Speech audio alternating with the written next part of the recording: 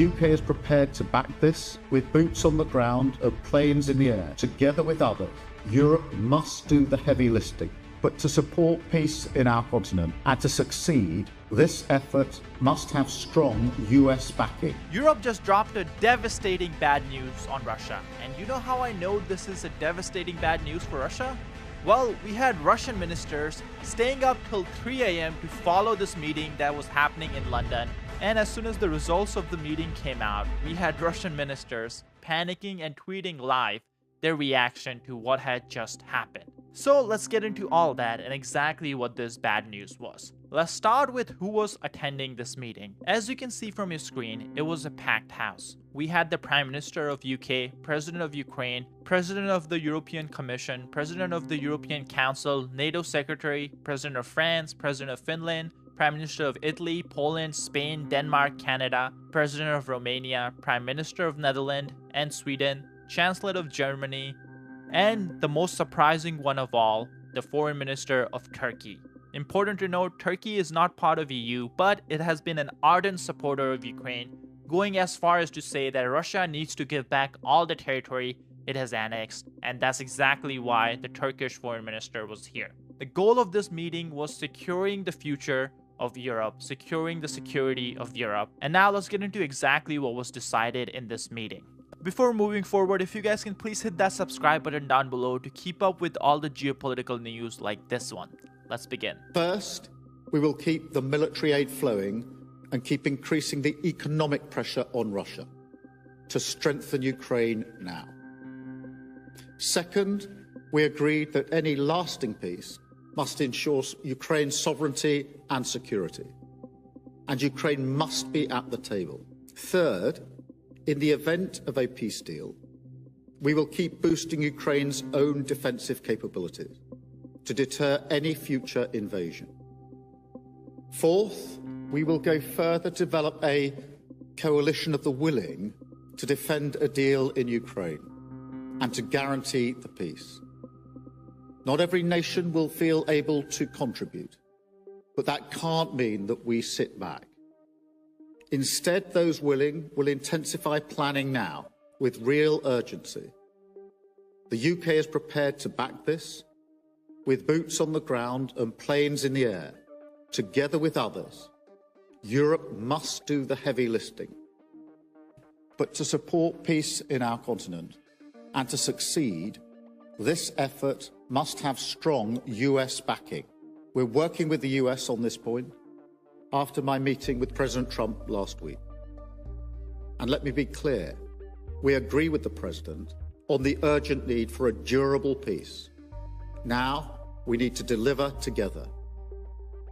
Finally, we agreed that leaders will meet again very soon to keep the pace behind these actions and to keep working towards this shared plan. We are at a crossroads in history today. This is not a moment for more talk. It's time to act, time to step up and lead, and to unite around a new plan for a just and enduring peace. Thank you. Important point to point out here is the fact that the US side was present but through online channels. It was involved in the decision-making process, and it was involved in everything that was discussed at this meeting. On top of this, the UK and Ukraine did agree to a $3.3 billion security deal, and the money will be dispersed in the next days, as soon as possible. From what I can tell, this is a loan, but it's a loan that will be repaid from the interest from the frozen Russian assets that are in UK. It's not a loan that Ukraine will be repaying, so it's kind of like an aid. But UK taxpayers do get their money back. With this deal, UK will supply Ukraine with more than 5,000 air defense missiles to keep people and infrastructure safe from attacks. And as I discussed earlier, US was involved in all the discussions through online channels, and President Trump himself was talking with Prime Minister Keir Starmer and President Macron of France, and here's what was discussed. We had quite a long time with President Zelensky, then President Macron and President Trump on the phone. We've now agreed that the United Kingdom, along with France and possibly one or two others, will work with Ukraine on a plan to stop the fighting and then we'll discuss that plan with the United States. So in those calls on Friday night, through the meeting yesterday, into the calls again last night, I think we've got a step in the right direction because, as I say, nobody wants to see what happened on Friday, but it's really important that we keep our central focus, which is lasting peace in Ukraine. Nobody wants any more bloodshed. UK Prime Minister went on to reinforce that they have to learn from their mistakes of the past. There's not going to be a deal like Minsk, which Russia can just breach with ease in the future, and that's exactly the point Zelensky was trying to make with JD Vance when the whole fight started. Zelensky was trying to point out that it's not like the ceasefire idea is anything new. Ukraine has agreed to multiple ceasefires with Russia, and Putin has violated every single one of them. So this time, something needs to be different. We cannot just sign a ceasefire for a few years and then let Russia recover, let its economy recover, let Russia rearm, and come back later down the line. There needs to be better support for Ukraine to make sure the peace is long-lasting and for the future. Now I know that President Trump took some of these statements by Zelensky to mean that he was not willing to negotiate peace, and he was risking World War III by just continuing this war and not coming to the negotiating table. When in reality, it's not Ukraine that's risking World War III. Ukraine wants peace. In fact, Ukraine is the one that's looking for long-term and a lasting peace, and that's what Zelensky was trying to explain. But it's Russia who's trying to push for World War III. Any little help that Ukraine gets, Russia and Russian officials, including Putin himself, are the first ones to remind the world that Russia has nuclear weapons and it's not afraid to use it. I think the leader who's threatening nuclear use is the one risking World War III. On top of that, it's Russia who got a third country involved in this war. It was Russia who asked Kim Jong-un, begged Kim Jong-un to send over North Korean soldiers to fight alongside Russia in Ukraine. So it was Russia who got the third country involved in this war. It was Russia who's pushing for World War III.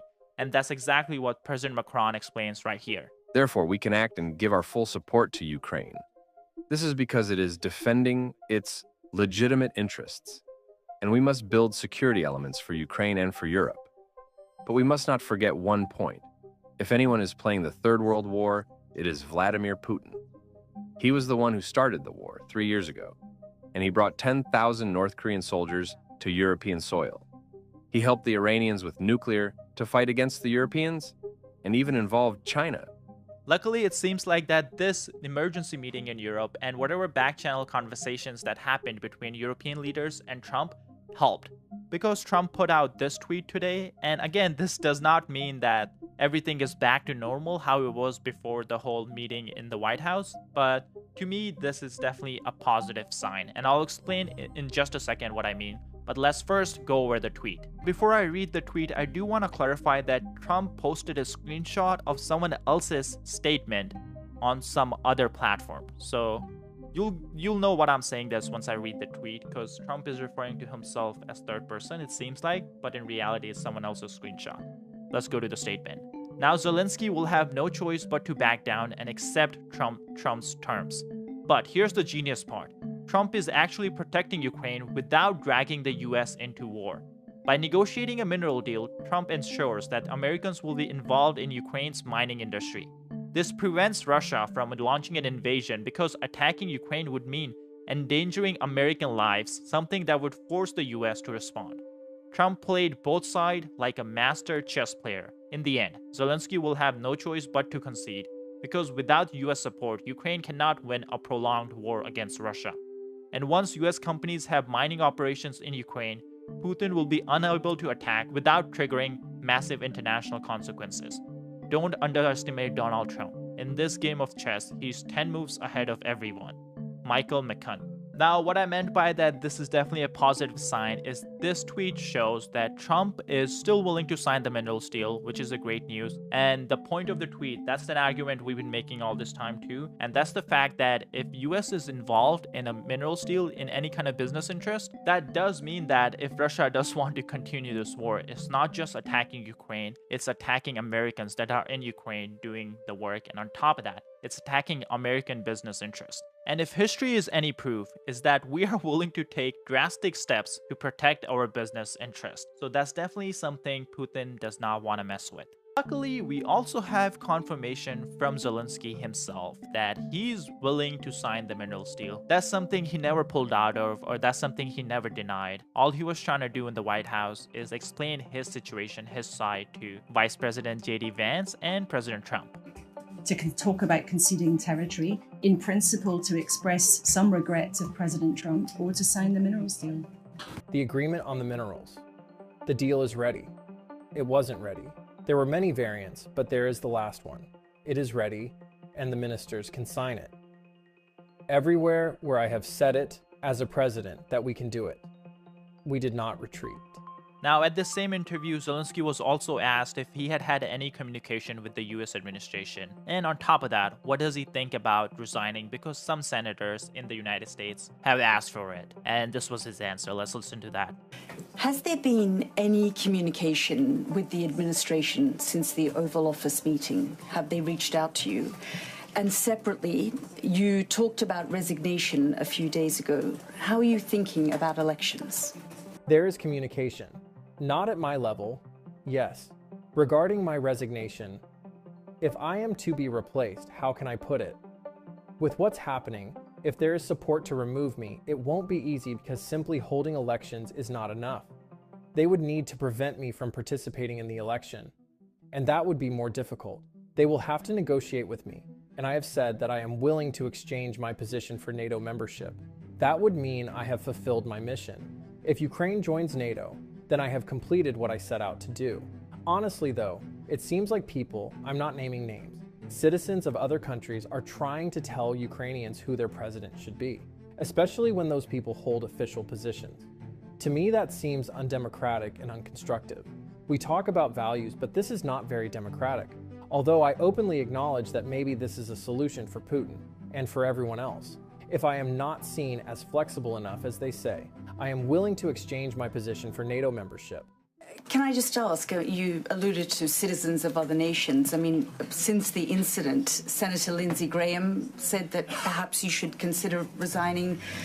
Speaker Mike Johnson today said that maybe you should consider resigning. Is your attitude it's not their business? Lindsey Graham is a good guy, a nice person. But when it comes to deciding who should be president and whether I should resign, I could even grant him Ukrainian citizenship.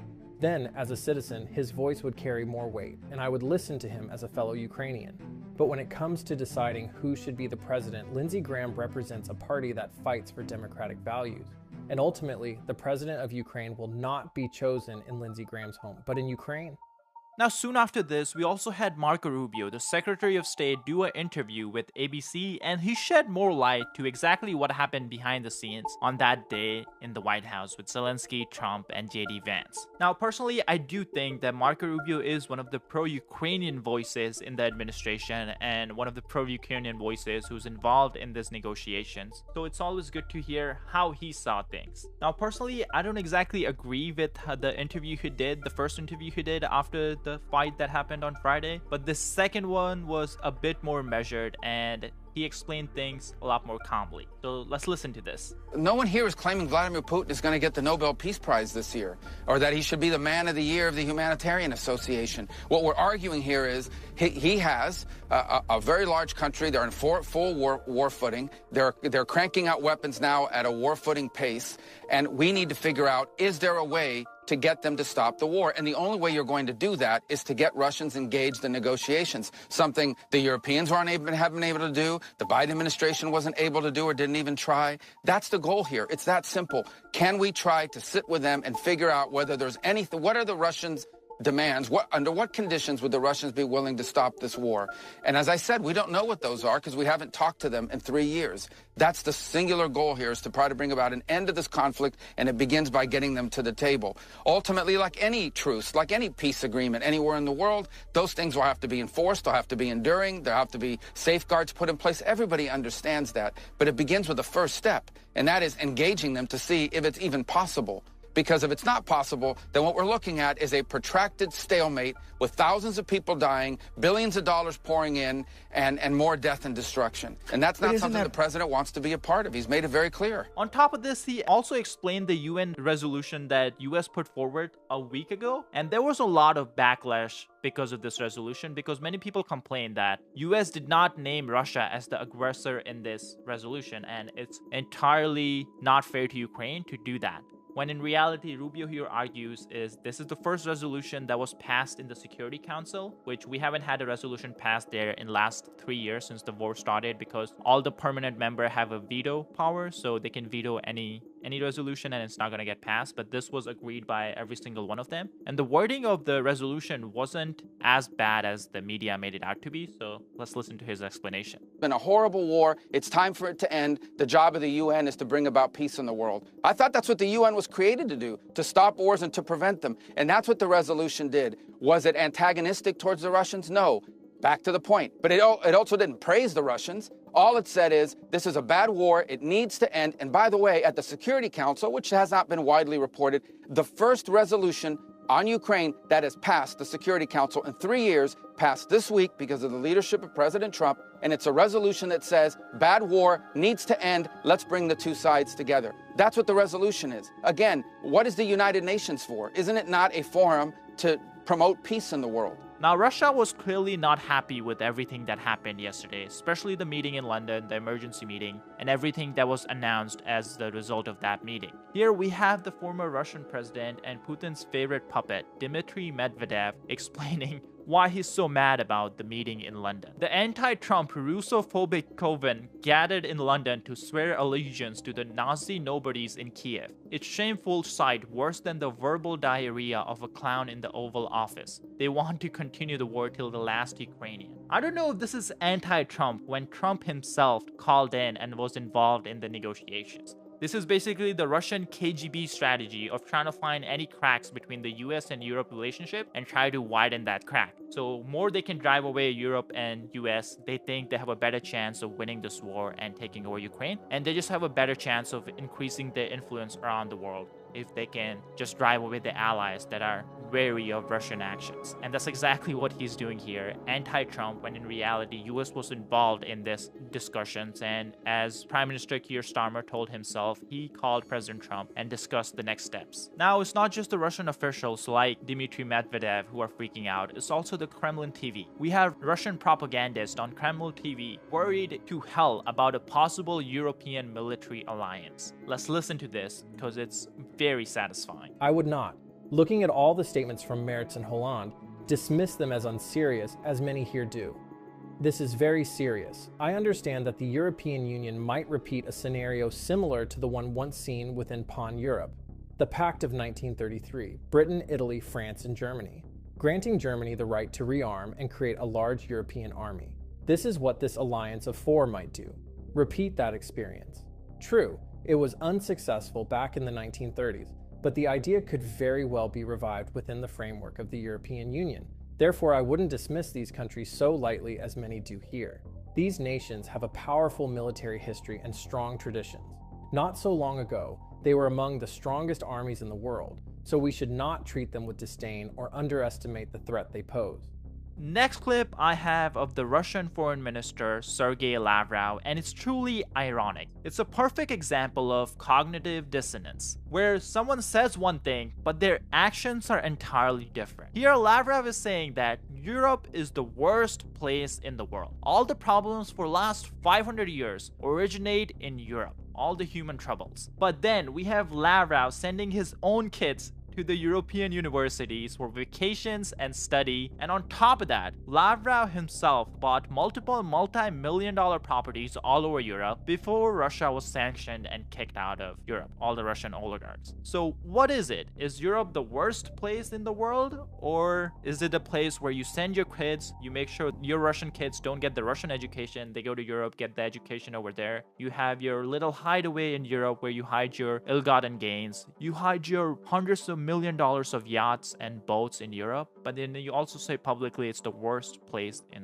the world. Let's listen to this clip. For the last 500 years, when the West more or less took the form in which it has reached our days, naturally with some changes, all the tragedies of the world originated in Europe or were a result of European politics. Colonization, wars, the Crusades, the Crimean War, Napoleon, World War I, Hitler. If we look retrospectively at history, the Americans did not play any instigating, let alone incendiary, role. Europe was such a horrible place that Soviet Union had to build a wall to keep people in. Just remember that. Lastly, as you guys know, over the last 2 weeks, few of our videos have been demonetized by YouTube for talking about sensitive topics and covering violent events. This is why recently we opened up memberships on the channel. This way you guys can directly support our content. Again, you don't have to do it. We'll continue making the videos, but if you enjoy the content and you're able to support us, you can do so by signing up for our membership. It costs less than a cup of coffee at Starbucks and it's greatly appreciated. Now, let's get into Russia's casualties in this war. In another troubling tale of Putin's lust for war, Russian military documents have been leaked, revealing Moscow's strike plans against Japan and South Korea in the event of war with NATO. The strike plans, designed to decimate the two nations, summarized an attack to destroy about 160 sites that Russia has been spying on and targeting for destruction.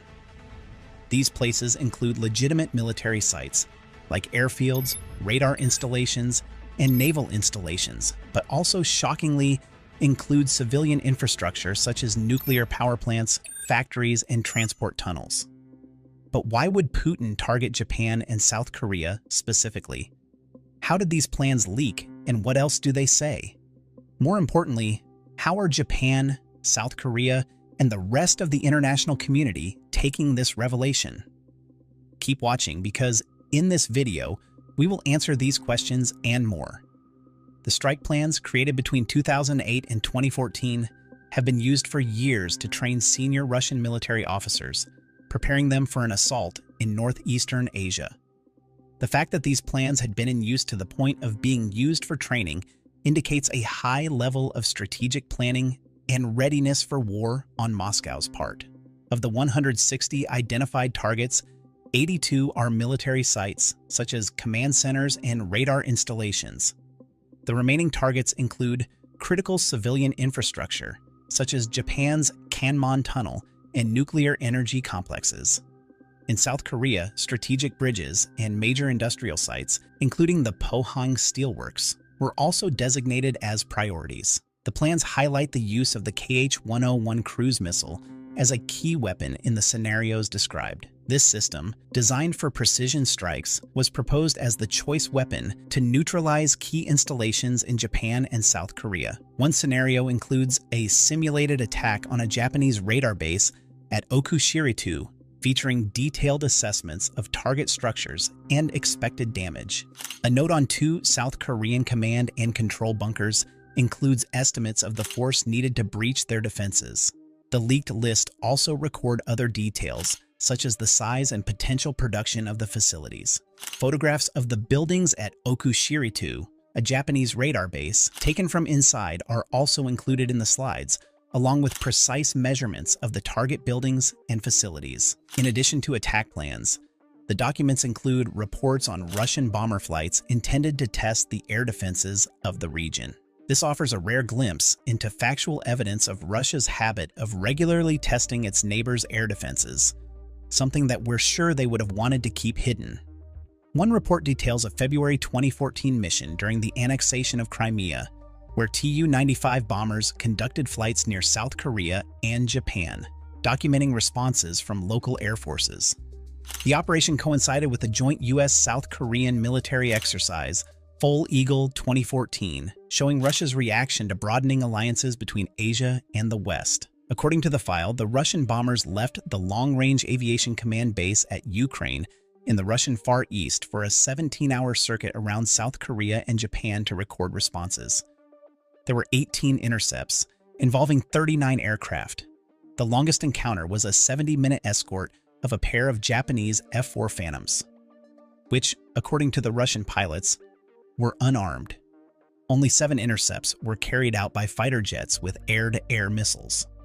The route is almost identical to that taken by 2 Tu-142 maritime patrol aircraft in early 2024 when they circled Japan during strategic exercises in the Pacific in September, including a flight over the disputed area near the Kurils. We will dive more into the Kurils later in the video, but the point is, this is how Russia has been collecting information, spotting weaknesses, and readjusting its plans to match the new findings. These details really show the depth of Russian preparations for a potential conflict in the region. As for the source of these, the documents were leaked by whistleblowers who were concerned about the potential implications of these plans. These individuals believed that the public had a right to know about the existence of such plans and the risks they posed. The authenticity of the documents has already been confirmed by multiple sources, including independent experts and investigative journalists, leaving no room for doubt that these are indeed official Russian plans. But the question remains, why does Russia have secret plans to attack Japan and South Korea? Well, the answer to that lies in a mix of geopolitical strategies, historical tensions, and strategic considerations. Let's dive into them. Before that, as always, thank you for your support. Putin's bots and the algorithm heavily suppress our reach every time we talk about military topics, so please keep liking and sharing our content as that greatly helps the channel. Right, back to it. Japan and South Korea are specific targets for several reasons. Both countries are close allies of the United States and have strong military and economic ties with NATO. This makes them strategic points of interest for Russia, which views them as extensions of Western influence in East Asia. This is especially true since Japan and South Korea host U.S. military bases, which play a crucial role in regional security and defense cooperation. In Japan, there are several significant U.S. military bases. For instance, Kadena Air Base in Okinawa is one of the largest and most important U.S. Air Force installations in the Asia-Pacific region. It's a critical hub for air operations, providing strategic reach and flexibility. Another key base is Yokota Air Base, located in Tokyo. This base serves as the headquarters for U.S. Forces Japan and is essential for coordinating military operations and joint exercises. Misawa Air Base, situated in Aomori, is another vital installation that hosts both U.S. and Japanese forces, highlighting the close defense cooperation between the two countries. Additionally, Naval Air Facility Atsugi in Kanagawa supports naval aviation operations and plays a significant role in maintaining regional maritime security. In South Korea, U.S. military bases are equally important. Camp Humphreys in Pyeongtaek is the largest U.S. overseas military base, serving as the headquarters for U.S. Forces Korea. This base is a central hub for command and control operations and supports a substantial number of troops. Osan Air Base, located in Songtan, is another major installation that provides critical air support and enhances the U.S.-South Korea defense posture. Camp Casey in Dongducheon is an important base that supports the U.S. Army's presence in South Korea, while Kunsan Air Base in Gunsan plays a key role in air operations and serves as a deterrent against regional threats. The presence of these bases highlights the strategic importance of the U.S.-South Korea alliance in maintaining stability and security in the region. The U.S. military presence in both Japan and South Korea not only strengthens bilateral defense ties, but also enhances regional security by deterring potential aggressors. These bases facilitate joint training exercises, improve interoperability, and provide rapid response capabilities in times of crisis. They also serve as critical logistics hubs, supporting operations across the Asia-Pacific region. The strategic location of these bases allows the U.S. to project power and respond to various contingencies effectively. They enable quick deployment of forces and resources, ensuring that the U.S. and its allies are prepared to address any security challenges that may arise. This presence also fosters greater cooperation and trust between the U.S., Japan, and South Korea, contributing to a more stable and secure regional environment.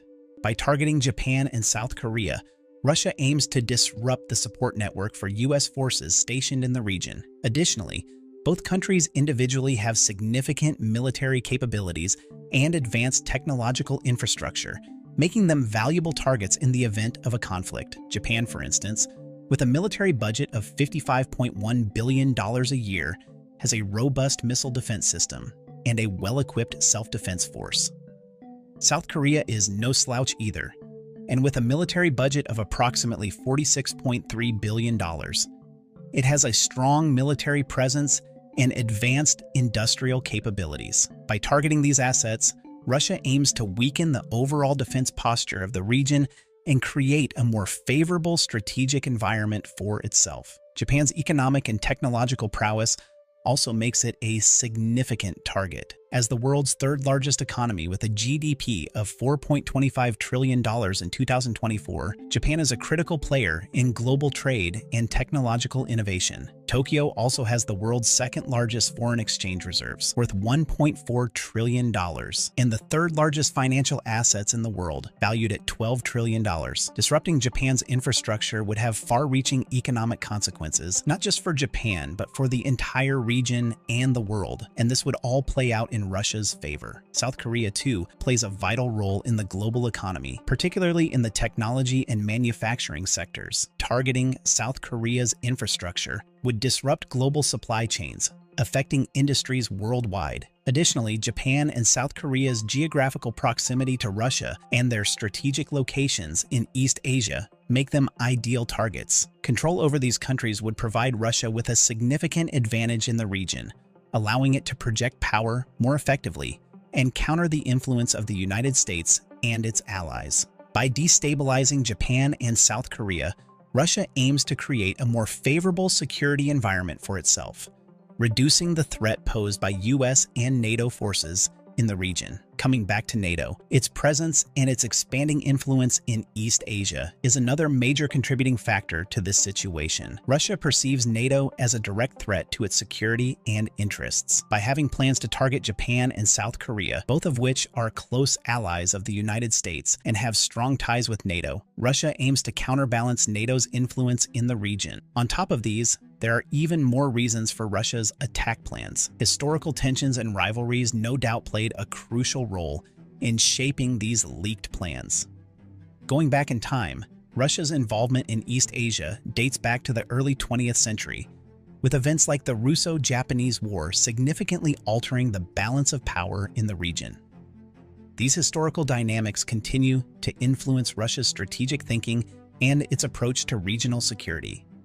The Russo-Japanese War was a pivotal conflict that set the stage for future tensions. Japan's decisive victory over Russia marked the first time an Asian power had defeated a European power in modern history, altering the balance of power in the region. This loss was a significant blow to Russia's prestige and influence in East Asia, and the memory of this defeat continues to shape Russian strategic thinking. The Cold War era further entrenched these rivalries.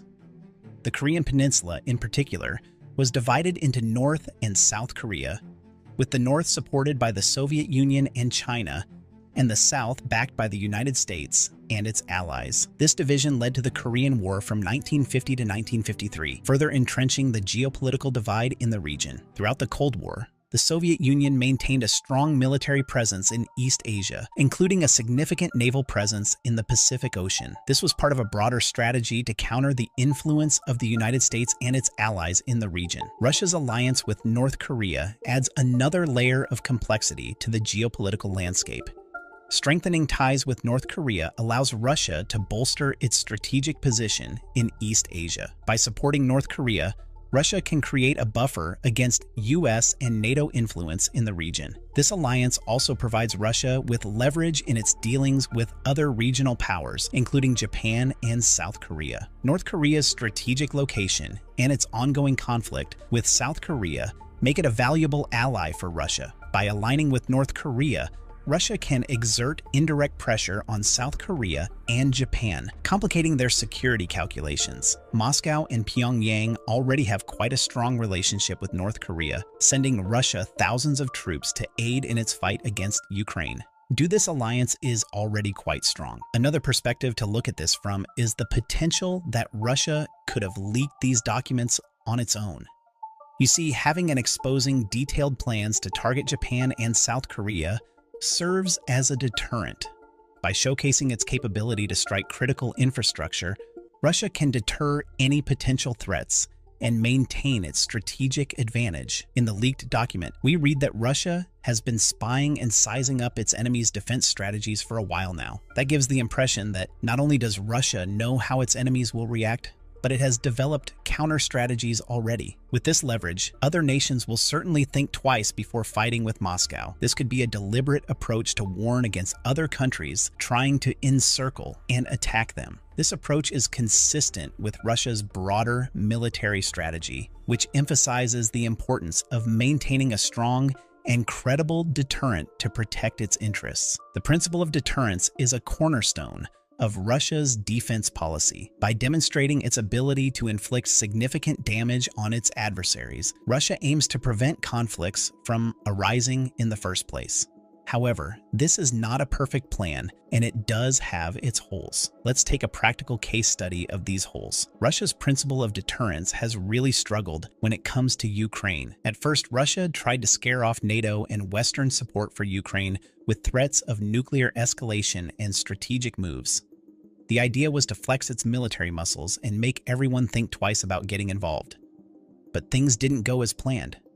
The conflict has dragged on much longer than expected. Ukraine's incredible resilience and determination, with significant help from the West, have made a huge difference. They've shown that they won't back down easily, which has put a lot of pressure on Russia's military and economy. In the end, while Russia's deterrent strategy had some initial impact, it hasn't been entirely successful against Ukraine. There is no evidence to suggest that Japan and South Korea won't be even bigger headaches for Russia. Another reason why Russia is confident of its success in East Asia perhaps comes as a result of Russia's ongoing modernization of its military capabilities, including its naval forces in the Pacific. By enhancing its military technology and conducting joint exercises with allies like China, Russia aims to ensure it remains a formidable power in the region. These advancements enable Russia to develop and refine its strategic plans, ensuring they remain relevant and effective in the face of evolving threats. Military modernization is a key component of Russia's strategy to maintain its status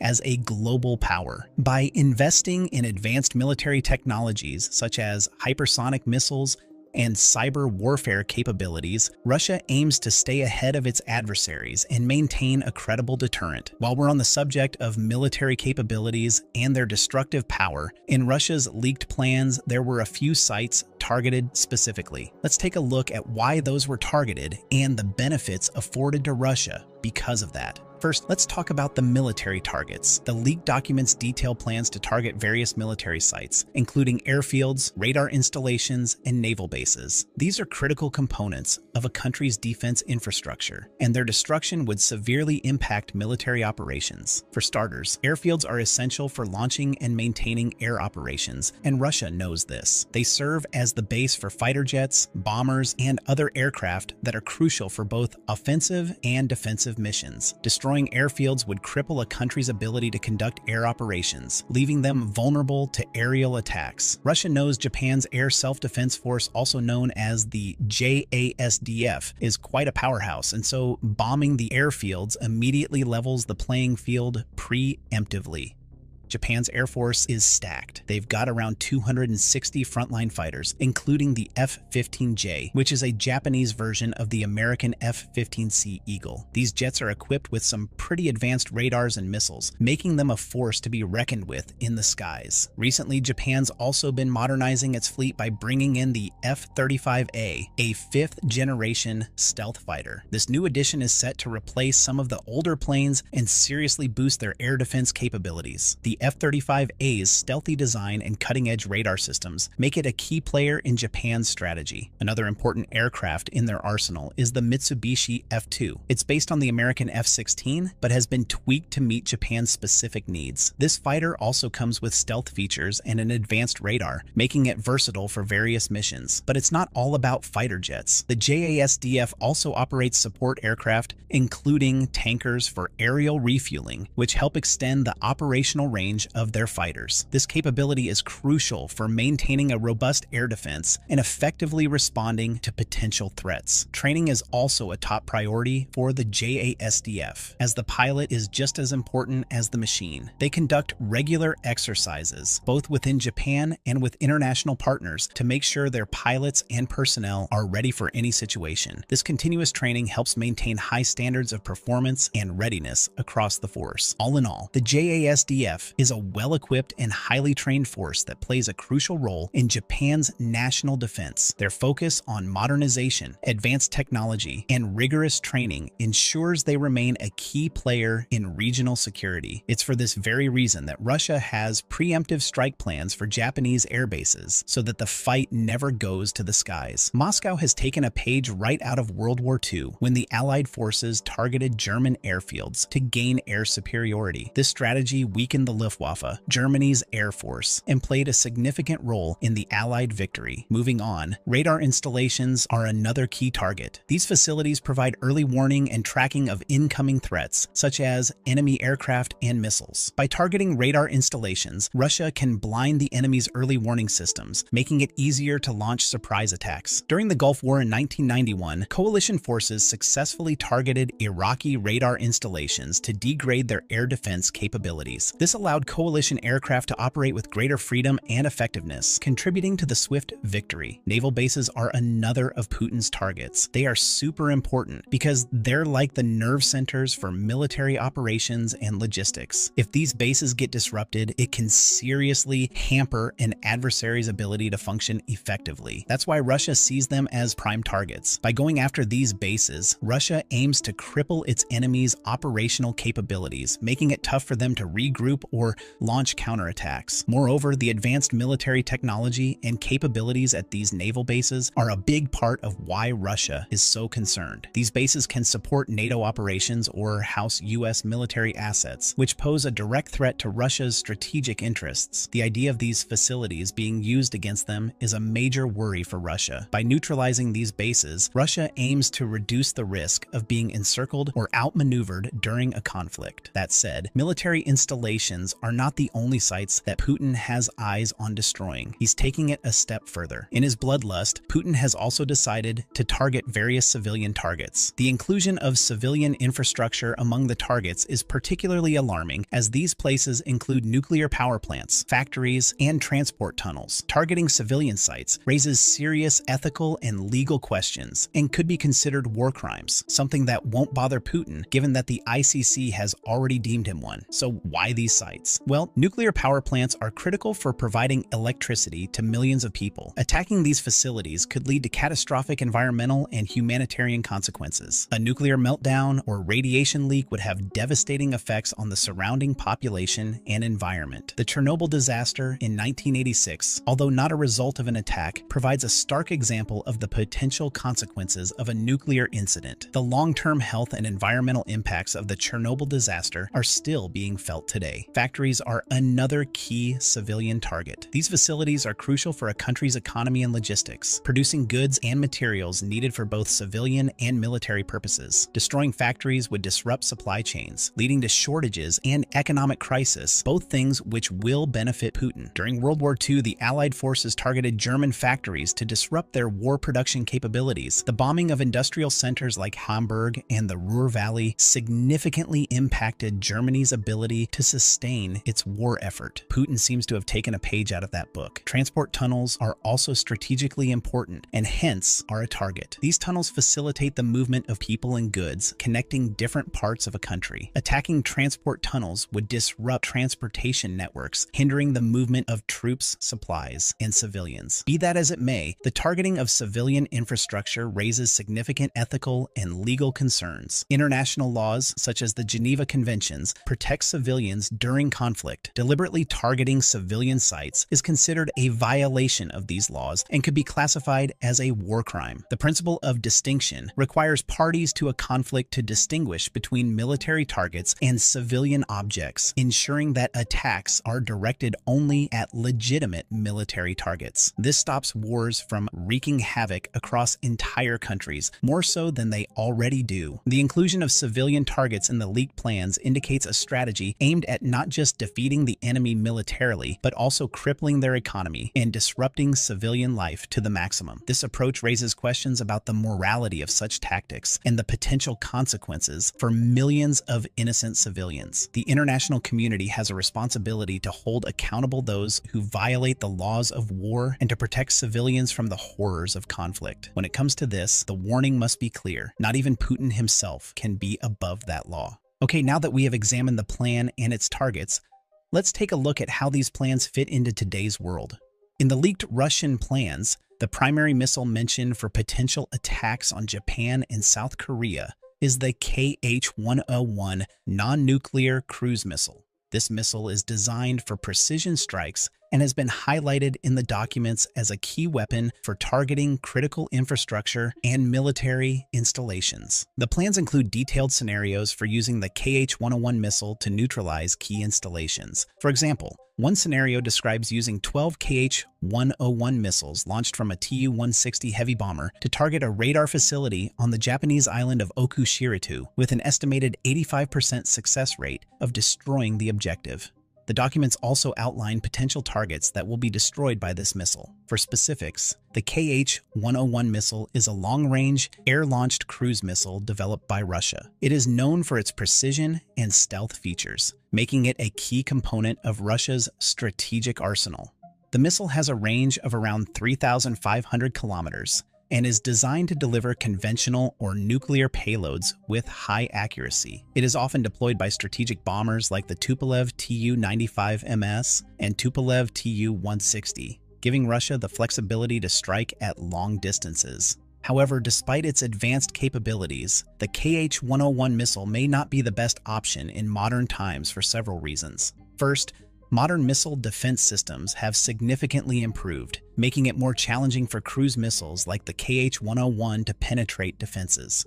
Countries like Japan and South Korea have invested heavily in advanced missile defense systems, such as the Aegis Ballistic Missile Defense System and the Terminal High Altitude Area Defense System. These systems are designed to detect, track, and intercept incoming missiles, reducing the effectiveness of cruise missile attacks. Secondly, the KH-101 missile, while stealthy, is still a subsonic missile, meaning it travels at speeds below the speed of sound. This makes it more vulnerable to interception compared to hypersonic missiles, which travel at speeds greater than Mach 5. Hypersonic missiles are much harder to detect and intercept due to their high speed and maneuverability, making them a more formidable threat in modern warfare. Thirdly, the reliance on air-launched cruise missiles like the KH-101 requires strategic bombers to get relatively close to the target area, increasing the risk of detection and interception by enemy air defenses. Modern integrated air defense systems are highly capable and can pose a significant threat to strategic bombers, limiting their operational effectiveness. So this is one part of the plan that is outdated. However, even though the documents date back from 2008 to 2014, their overall relevance today can't be ignored, given that Putin is potentially constantly updating them. The core strategy likely remains the same, even if specific details have been updated. In recent years, we've seen increased military activity and tensions in East Asia. The presence of NATO, the rise of China's military power, and ongoing conflicts all contribute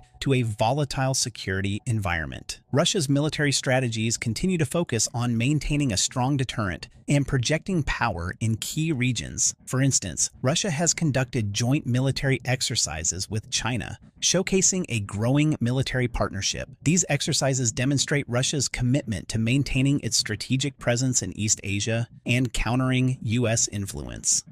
Moscow is adapting. Additionally, Russia has been modernizing its military capabilities, including its naval forces in the Pacific, to ensure it remains a formidable power in the region. Japan and South Korea have also been ramping up their defenses in response to such dangers. Both countries are investing in advanced military technologies and strengthening their alliances with the United States. Japan is enhancing its missile defense systems and has had a 9.4% increase in its military budget from the previous year. This marks the 13th consecutive year of budget increases as Japan seeks to enhance its defense capabilities in response to growing regional threats from countries like Russia, China, and North Korea. South Korea is in the same shoes, having had a 3.6% increase in the military budget from the previous year. South Korea is also modernizing its military capabilities and conducting joint exercises with the US to ensure they're ready for any potential threats. No one is sitting on their hands. Everyone is getting ready, and this might make Russia chew a bit more than it can chew. With the risk of war being so high, we have to take a step back and examine where war could potentially be set off from. Sure, Russia is known for invading without just cause, but they tend to look for a random reason at the least. So this time, what could that unjust reason be? Well, in the case of its two targets in East Asia, it likely would center around borders. Starting with Tokyo, Japan, and Russia have a long history of border conflicts, primarily centered around the Kuril Islands and Sakhalin Island. The Kuril Islands dispute goes back to the 19th century. Initially, the Treaty of Shimoda in 1855 divided these islands between the two countries, giving Russia control over the northern Kurils and Japan control over the southern Kurils and the Habome Islands. This changed in 1875 with the Treaty of St. Petersburg, where Japan gained control over the entire Kuril Islands chain in exchange for giving up its claims to Sakhalin Island. During World War II, the Soviet Union declared war on Japan in August 1945. Shortly before Japan's surrender, Soviet forces swiftly occupied the southern Kuril Islands, including Iturup, Kunashir, Shikotan, and the Habomai Islands. The San Francisco Peace Treaty of 1951, which officially ended the state of war between Japan and the Allied powers, did not clearly address the sovereignty of these islands, leaving the dispute unresolved. The Sakhalin Island dispute also dates back to the 19th century. Initially, Russia and Japan agreed to jointly administer the island through the Treaty of Shimoda in 1855. However, after the Treaty of St. Petersburg in 1875, Japan gave up its claims to Sakhalin in exchange for control over the Kuril Islands. The Russo-Japanese War, which lasted from 1904 to 1905, then significantly altered the status of Sakhalin Island, with Japan gaining control of the southern half. This arrangement lasted until the end of World War II, when Soviet forces occupied the entire island in 1945. Southern Sakhalin, which had been under Japanese control, was incorporated into the Soviet Union, and Japan lost its territorial rights. Fast forward to today, and the Kuril Islands remain a significant point of contention between Japan and Russia. Japan refers to the disputed southern islands as the Northern Territories and insists that they are an inherent part of its territory. Russia, however, maintains that its sovereignty over the islands is a result of World War II and is non-negotiable. Diplomatic efforts to resolve the dispute have been ongoing for decades. In 1956, Japan and the Soviet Union signed a joint declaration, restoring diplomatic relations but not settling the territorial dispute. Over the years, various negotiations and proposals have been made, including discussions about returning some of the islands to Japan, but no agreement has been reached. The status of Sakhalin Island is less contentious than the Kuril Islands, as both countries have accepted the current territorial arrangement. Southern Sakhalin remains under Russian control, and there have been no significant efforts by Japan to regain sovereignty over it. However, historical grievances and the legacy of past conflicts continue to influence Japan-Russia relations. A little unknown fact that could also play a role in this conflict is the fact that Japan and Russia have not signed a formal peace treaty. And the main reason for this is the ongoing territorial dispute over the Kuril Islands, which Japan refers to as its northern territories. The two countries formally ended their state of war with the Soviet-Japanese Joint Declaration of 1956, which restored diplomatic relations but didn't resolve the territorial dispute. This declaration also included a clause where the Soviet Union agreed to hand over the Habomai Group and Shikotan to Japan after a peace treaty was signed.